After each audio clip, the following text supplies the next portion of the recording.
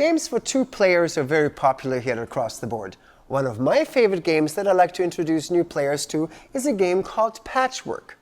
Patchwork is created by Uwe Rosenberg and is designed for, you guessed it, two people.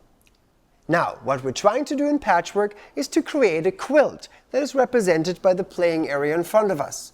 We also have pieces of textile shown in this big circle on the table.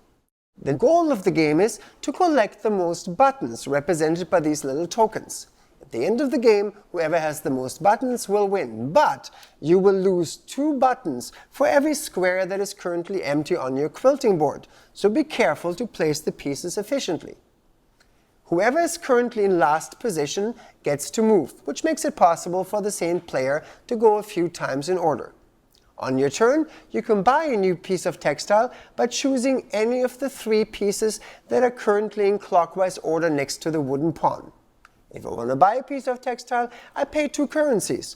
One of them is buttons that I give to the bank, the other one is the time that it takes me to quilt it, represented by the spiral in the middle of the table.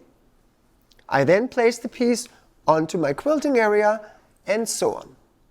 Whenever my playing piece passes by or lands on a button that is represented on the time spiral, I will receive a payout from the bank equal to the numbers of buttons that are currently sewn onto my quilt. The game will end when both players have reached the middle of the time spiral and will count our points. If you like quilting, or even if you don't, I'm pretty certain you like Patchwork. So come on down to Across the Board and check it out. See you around!